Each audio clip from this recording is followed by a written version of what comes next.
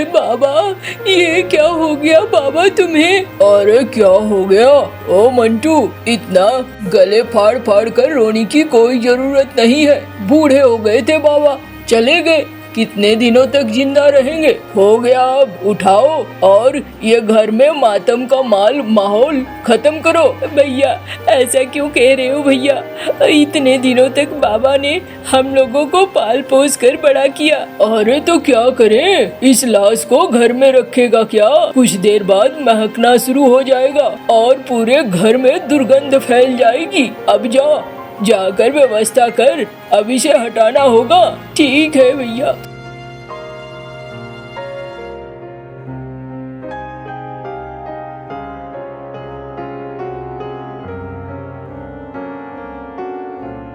ओ देवर जी, तुम्हें तुम्हारे भैया ने बुलाया है और मिनी को भी लेते चलो। आता हूँ भाभी।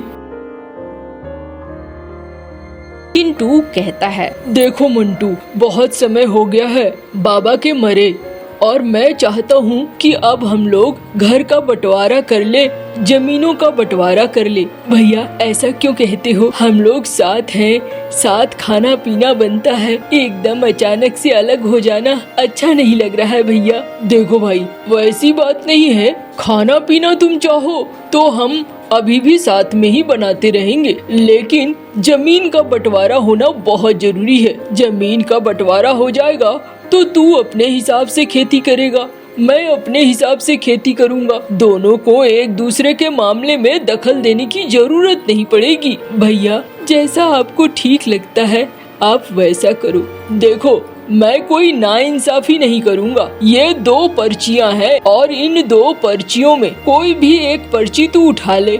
जो पर्ची तू उठाएगा और जो तेरा निकलेगा वही तेरा होगा, जो मेरा निकलेगा वो मेरा होगा। मंजूर तो? ये किस्मत की बात है। ठीक है भैया, आप जो कहो वही मुझे मंजूर है। ठीक है, देख, सामने वाली जो जमीन है उसका बायां हिस्सा और दायां हिस्सा मैंने ये 2 लिख दिया है। अब तेरे भाग्य में जो हो, ले, मेरे हाथ से उठा ले इस पर्ची को। ठीक है भैया। और देखा ना, तुझे बायां हिस्सा मिल गया, अब वो तुम्हारा हुआ। लेकिन जेठ जी, बाएं हिस्से में तो उतनी अच्छी मिट्टी नहीं है और खेती भी उतनी अच्छी नहीं होती है। अरे देखो, अब मैंने तो जानबूझकर ऐसा कुछ किया नहीं। तुम्हारी किस्मत में वो है तो तुम्हें वो मिला। अब इसके लिए मुझे मत दोष दो। ठीक कह रहे हैं भैया मिनी, क्यों तुम परेशान हो रही हो? ये सब कुछ ऊपर वाले ने तय किया है, भैया ने थोड़ी तय किया है। भैया ने तो हमें पर्ची दी, अब ऊपर वाला जो चाहेगा वही होगा ना। चलो अब यहाँ से।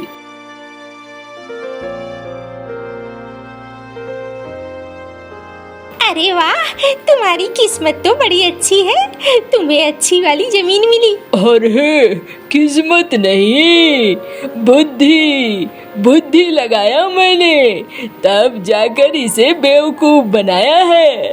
ये तो था ही बेवकूफ और आगे भी ये बेवकूफ ही रहेगा। मतलब मुझे कुछ समझ में नहीं आया। अरे ये दोनों पर्चियां देखो, दोनों पर्चियां में क्या लिखा है? अरे बाया? हाँ, चाहे वो ये पर्ची ले या वो पर्ची ले, जीतूंगा तो मैं ही, इसीलिए मुझे ये जमीन मिली है। अरे वाह, तुम तो बड़ा अच्छा सोचते हो, बहुत दूर का सोचते हो। मैंने तो इतना सोचा ही नहीं था। अरे तुम कहाँ से सोच पाओगी, तुम खाना बनाने में ध्यान दो। हाँ, मुझे अपना काम करने दो। अब देखना, उस जमीन में मैं सोना उगाऊंगा, सोना, और इस गांव का सबसे अमीर शख्स बन जाऊंगा। हाँ, देख लेना, धीरे धीरे उसका सब कुछ मेरा हो जाएगा। अरे वाह, मुझे तो अब पक्का यकीन हो गया है कि आप ऐसा कर सकते हो। आपकी खोपड़ी खूब चलती है, एकदम कमीने की तरह। अरे तुम मुझे गाली दे रही हो? नहीं नहीं, मैंने तो बस एक बात कही और कुछ नहीं।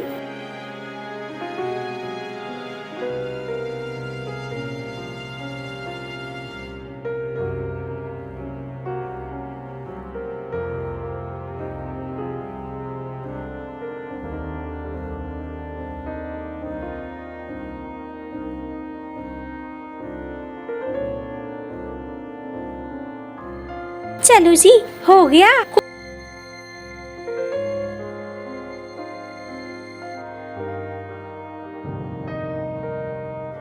अरे देखो देखो, मैंने कहा था ना, इसे कहते हैं सोना उपजाना।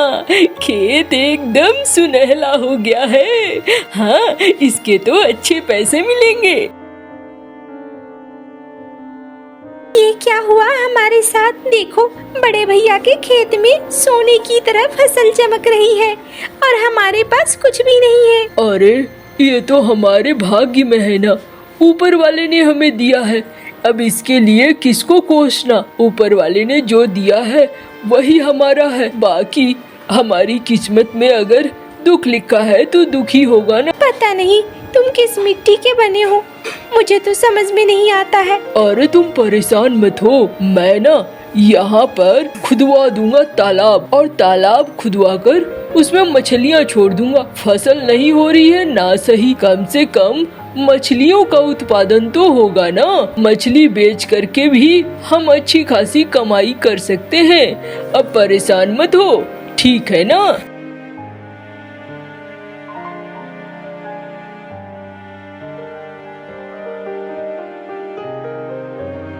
देखो तो, तालाब बनाएगा, हाँ, मछलियाँ छोड़ेगा। सुना है मछलियों में भी अच्छा खासा मुनाफा होता है। अजी देखना, ये हमसे ज्यादा अमीर न हो जाए। अरे नहीं नहीं, तुम बेकार में परेशान क्यों होती हो? अभी देखो तो सही। आप लोग सब ये शरबत पी लीजिए। तब से कुड़ाई कर रहे हैं आप लोग, थक गए होंगे। अरे वाह, इसकी जरूरत थी बहुत ज्यादा। अभी और भी कुड़ाई करनी है।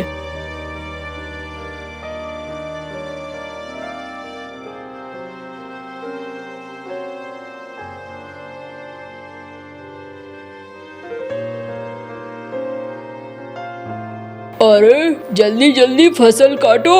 हाँ, काट रहे हैं मालिक।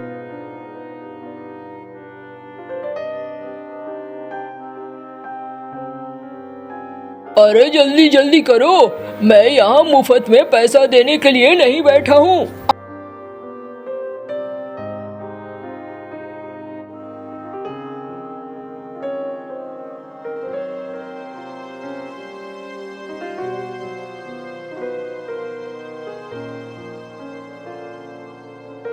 अरे ये क्या? ये तो गर्म पानी है।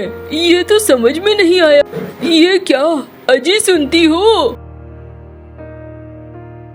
ये देखो, ये तो गर्म पानी है। अरे लगता है आपकी किस्मत ही खराब है। गर्म पानी में तो मछलियाँ नहीं हो सकती हैं। क्या करूँ? ऊपर वाले ने लगता है मेरे लिए सोच कर ही रखा है। गड़बड़ ही गड़बड़, इसीलिए गड़बड़ हो रही है।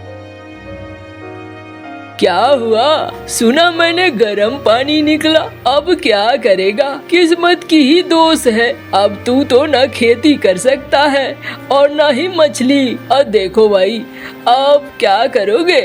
चलो भैया, आप लोग चलो।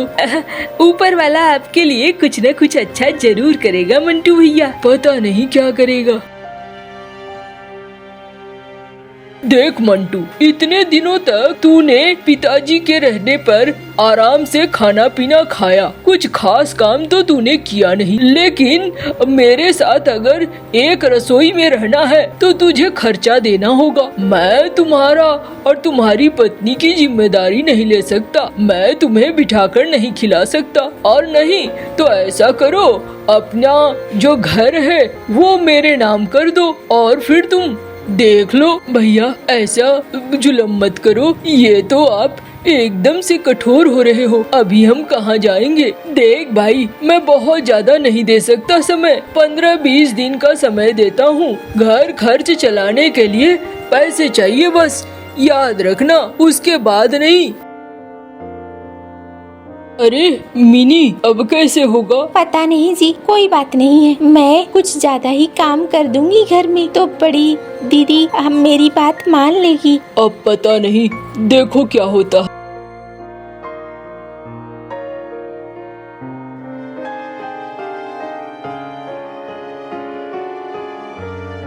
चली गई हो? जल्दी से आओ, कपड़े कौन धोएगा? हाँ हाँ, आ रही हूँ दीदी।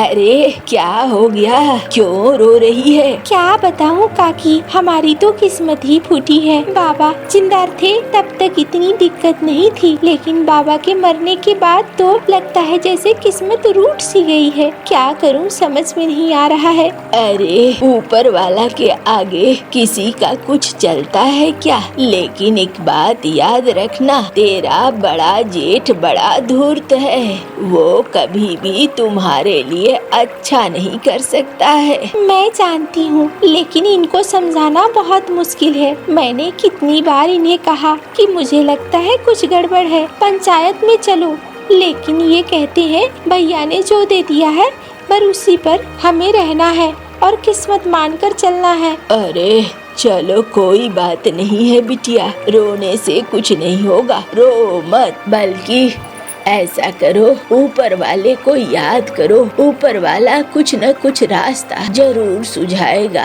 पता नहीं क्या रास्ता सुझाएगा, लेकिन जो भी है अब जीना तो ऐसे ही है ना।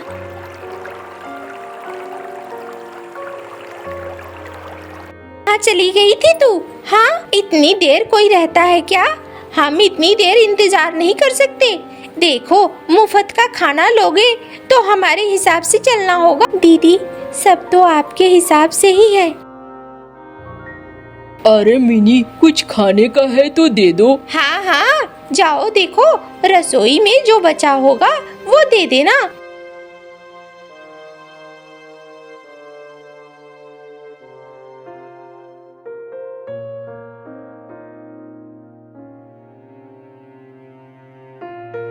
अरे सब्जियां तो खत्म हो गई है, सिर्फ चावल और दाल है, वो भी एक के लिए भी पूरा नहीं है। हम तो 2 जने हैं। ये दीदी अच्छा नहीं कर रही हैं। चलो मैं इनको खाना दे देती हूँ।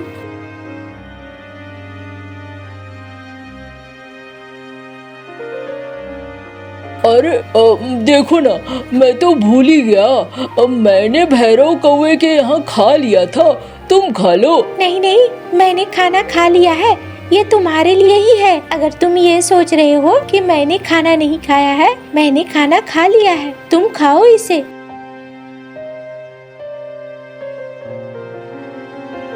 अरे गरम पानी जल्दी से करके ला और इन रजाइयों के खोल को धो। आई दीदी, बस आई। अरे मिनी, गरम पानी करने कहाँ जा रही हो? अरे लकड़ियों से चूल्हे को जलाऊंगी और फिर गरम पानी करूंगी। अरे गरम पानी तो हमारे यहाँ ही आ रहा है, उसी गरम पानी को ले लो ना। हाँ ठीक ही कहा तुमने। अच्छा एक बात कहूँ, ऐसा कैसा रहेगा कि अगर मैं गरम पानी को बेचना शुरू कर दूं? पागल हो गए हो क्या? हाय हाय, लगता है जेठ जी के साथ काम करते करते तुम्हारा दिमाग खराब हो गया है। लगता है जेठ जी ने तुमसे बहुत ज्यादा काम करवाया है। अरे मुझे माफ कर दो, मुझे ध्यान रखना चाहिए था। अरे पागल हो गई हो, जो मैं कह रहा हूँ उस पे भरोसा नहीं हो रहा। अरे तुम्हारे जैसे कितने लोग हैं जिनको जरूरत पड़ती है, जो गर्म पानी करते हैं। गर्म पानी में खर्चा अलग लगता है। कोई बात नहीं है, तुम्हें शायद मेरे ऊपर भरोसा नहीं है, तुम रुको, मैं दिखाता हूँ।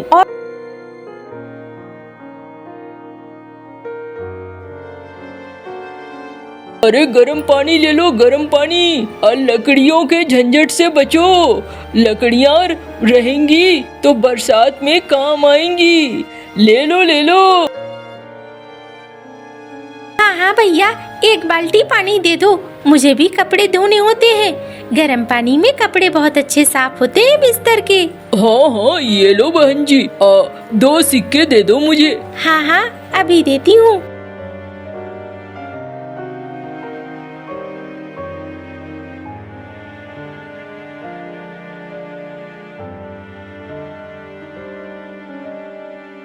अरे चलो, अब मैं दिखाता हूँ मिनी को। ये लो मिनी, देखा, आज की कमाई हुई है 50 सिक्के। जाओ 25 के भैया को दे आओ। भैया ने कहा था ना घर खर्चे में पैसे देने होंगे, जाओ दे दो। ये लो दीदी पैसे महीने के। हाँ हाँ देख रही हूँ, कोई बात नहीं है। चलो बढ़िया है, अब मैं तुझे ज्यादा काम नहीं बोलूंगी। देखो जिस महीने पैसे मिल जाएंगे उस महीने तो कुछ नहीं बोलूंगी, लेकिन जिस महीने पैसे नहीं मिलेंगे उस महीने फिर बोलूंगी, याद रखना। नहीं नहीं, आपको पैसे मिल जाएंगे।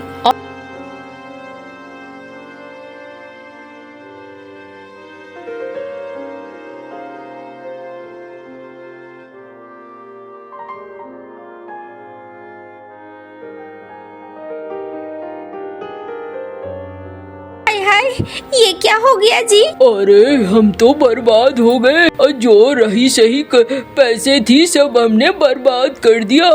अब इस साल तो फसल ही नहीं हो रही है, ऐसे में क्या होगा समझ में नहीं आ रहा है। इस बार तो बड़ी मुसीबत है, लगता है छोटी के साथ ही अब छोटी भी मुझे वैसे ही काम कराएगी जैसे मैंने उसके साथ किया था। अरे मैं तो तुम्हें कहता ही था ऐसे जालिम मत बनो, लेकिन तुम तो बात समझती हो नहीं। देखो अब तुम्हें भी भुगतना होगा। मुझे भी ऐसा ही लग रहा है। बात है भैया, बहुत परेशान लग रहे हो। मैंने देखा तुम्हारी फसल भी खराब हो चुकी है, कोई बात है तो बताओ, क्या मैं तुम्हारी कोई मदद कर सकता हूँ? अरे तू क्या मदद करेगा छोटे, मैंने खुद से कांटे बोए हैं अपनी जिंदगी में, इसी वजह से तो ये हाल हुआ है मेरा। भैया आप बेकार में परेशान मत हो, बताओ क्या बात है। अरे मैंने सारी जमा पूंजी गवा दी है, अब मैं क्या करूँ समझ में नहीं आ रहा है। देखिए दीदी और भैया, हमने कभी आपको गैर नहीं समझा है, आपने भले समझा हो। आप हमारे साथ ही रहेंगे और जब तक आप लोगों को दिक्कत है हम लोग आपकी मदद करेंगे, इसलिए आप माफीनामा छोड़िए और साथ मिलकर रहते हैं। अब मुझे माफ कर दे छोटी, अब मेरी बीवी को भी माफ कर दे, ये भी अब तुम्हारे साथ गलत करती थी। नहीं नहीं कोई बात नहीं है, ऐसे माफी मांगने की कोई जरूरत नहीं है। और फिर सब साथ मिलकर रहने लगते हैं और फिर साथ मिलकर खेती करने लगते हैं। अब उनके बीच में कोई दिक्कत नहीं थी, दोनों भाई बहुत ही प्रेम के साथ रहने लगे थे, साथ मिलकर खाना खाते थे, साथ फसलों की कटाई करते थे और बैलगाड़ी से मंडी में बेचा करते थे। मंडी में फसल बेचने के बाद बड़ा भाई छोटे भाई को हिस्सा देता है। ये ले छोटे, ये तेरा हिस्सा है, लेकिन भैया वो जमीन तो आपकी है ना? अरे नहीं नहीं, अगर तेरे जमीन में गर्म पानी है तो वो आधा मेरा है और मेरी फसल है वो आधी तेरी है। पिछली बार मैंने तुझसे धोखा किया था, अब मैं ये धोखा नहीं करूँगा, माफ कर दे मुझे। और फिर सब साथ से अच्छे से रहने लगते हैं। मिट्टू राजा अपने वजीर से कहता है, वजीर जाओ और पूरे जंगल में ऐलान करो कि इस बार एग्जाम्स में जो भी छोटा पक्षी पहली पोजीशन लेगा मैं उसे सोने का ताज पहनाऊंगा। जैसा आपका आदेश मिट्टू राजा। फिर मिट्टू राजा का वजीर जंगल में ऐलान करने जाता है, सुनो सुनो सुनो, मिट्टू राजा इस बार जंगल में पहली पोजीशन लेने वाले छोटे पक्षी को सोने का ताज पहनाएंगे। सुनो सुनो। बेटा सुन रहे हो, इस बार मिट्टू राजा उस छोटे पक्षी को सोने का ताज पहनाएंगे जो स्कूल में पहली पोजीशन लेगा। मम्मा तो फिर ये सोने का ताज मैं ही पहनूंगा, आप चिंता ना करो। मम्मा इस बार मिट्टू राजा का इनाम मैं ही जीतूंगा। बेटा अगर आप ऐसे ही मेहनत करते रहो तो इस बार का इनाम आपका ही होगा। कुक्कू दिन रात मेहनत करता है और अपने एग्जाम्स की तैयारी बहुत अच्छी तरह से करता है। वो रात देर तक अपना दिया जलाकर पढ़ाई करता रहता था। जग्गू बेटा अभी सोने का टाइम नहीं है, थोड़ी देर पढ़ाई कर लो। बेटा सोने का ताज लेना है मिट्टू राजा से। पापा मम्मा को चुप करवाए, मुझे सोने दे, मुझे नींद आ रही है। गौरी जग्गू को सोने दो, तुम चिंता न करो। मेरा जग्गू पहली पोजीशन जरूर लेगा। मैं चीटिंग करवा दूंगा अपने जग्गू को। वो कैसे कालू जी? ये तुम मुझ पर छोड़ दो। जैसे भी हुआ सोने का ताज मेरा जग्गू ही पहनेगा। जब सारे छोटे पक्षी स्कूल जाते तो जग्गू कौवा स्कूल जाने के बजाय नदी पर जाकर तितलियों से खेलने लगता था। जग्गू स्कूल नहीं जाओगे क्या? नहीं, आज मैं स्कूल नहीं जाऊंगा। आज मैं यहाँ तितलियों से खेलूंगा। बहुत टफ कंपटीशन है इस बार। मिट्ठू राजा ने सोने का ताज देना है। जो पक्षी सबसे ज्यादा मार्क्स लेगा। कुक्कू जितना भी पढ़ लो, सोने का ताज तो मैं ही जीतूंगा, क्योंकि मेरे पापा एग्जाम्स में मुझे चीटिंग करवा देंगे। यह सुनकर कुक्कू निराश हो जाता है। रात कुक्कू पढ़ने की बजाय सोचे जा रहा था। कुक्कू बेटा क्या हुआ? आज आप पढ़ाई में दिल नहीं लगा रहे हो क्या? आज का लेसन मुश्किल है बेटा। मम्मा क्या फायदा मेरे पढ़ने का? जग्गू के पापा जग्गू को चीटिंग करवाकर मिट्ठू राजा का इनाम तो जग्गू को दिलवा देंगे। बेटा कुक्कू आपकी पढ़ाई कभी भी बेकार नहीं जाएंगी। अगर मिट्ठू राजा का इनाम ना भी मिला तो आगे की जिंदगी में यह पढ़ाई आपके बहुत काम आएगी। आज के दौर में अगर आगे बढ़ना है तो पढ़ाई बहुत जरूरी है। हाँ मम्मा ये बात तो है। अगर मैं इनाम ना भी जीता तो क्या, मैं दिल लगाकर पढ़ूंगा और एक कामयाब पक्षी बनूंगा मम्मा। कुक्कू पढ़ाई करने लगता है। वक्त गुजरता गया और फिर एग्जाम्स के दिन आ जाते हैं। पापा कल मेरा मैथ का पेपर है। मैथ की बुक अपने बैग के नीचे छुपा कर रख लेना, और अगर टीचर देख ले तो छुपा लेना। ठीक है ना, समझ गए? पापा अगर मैं पकड़ा गया तो फिर क्या होगा? तुम चिंता ना करो, मैं कर लूंगा। फिर दूसरे दिन छोटे पक्षियों का मैथ का पेपर शुरू होता है। कुक्कू सारे सवाल लिख रहा था, लेकिन जग्गू कौवा इधर उधर देखता है और अपने बैग के नीचे से किताब निकालकर सवाल के जवाब ढूंढने लगता। टीचर टीचर जग्गू के पास किताब है।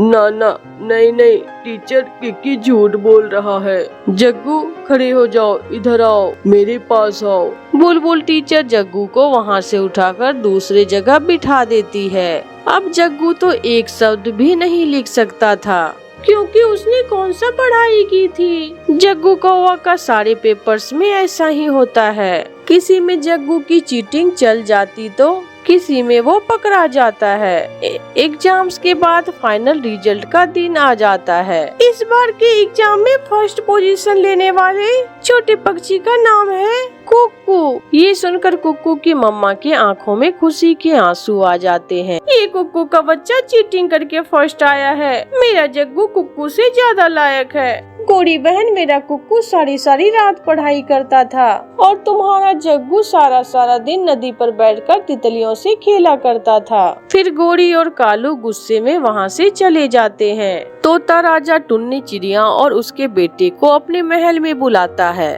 और कुक्कू को सोने का ताज पहनाता है। मुझे गर्व है बेटा आप पर कि आपने अपनी मेहनत और कोशिश से ये इनाम जीता है। अपने आने वाले वक्त में भी ऐसे ही मेहनत और कोशिश करते रहना। मिट्ठू राजा मुझे पूरा विश्वास है कि मेरा बेटा अपनी मेहनत से एक कामयाब पक्षी बनेगा। कुक्कू ने अपनी मम्मा का सर फकर से बुलंद कर दिया था और वो बहुत खुश था। मिट्ठू जी आज सब्जी में आलू लेकर आना। आज मेरा आलू खाने का बहुत दिल कर रहा है। थोड़ा पनीर डालकर आलू पनीर बना लेना। मैं अभी आलू लेकर आता हूँ। अपनी पत्नी से ऐसे कहते हुए मिट्ठू तोता कबूतर चाचा की दुकान से आलू लेने चला जाता है। कबूतर चाचा मुझे 2 किलो आलू दे दो। साथ कुछ और भी लोगे? भिंडी टमाटर या फिर और कोई सब्जी? नहीं, मेरे घर में बाकी की चीजें हैं। मिट्ठू तोता कबूतर से आलू लेता है और वापस अपने घर जाता है। रास्ते में जाकर मिट्ठू का प्लास्टिक बैग फट जाता है और आलू एक एक करके जमीन पर गिरने लगते हैं। पेड़ पर बैठी हुई गोरी को भी ये सब देखकर जल्दी से उड़ती है और वह आलू उठा उठा कर टोकरी में रखने लगती है। तोता तो अपने ध्यान उड़ता जा रहा था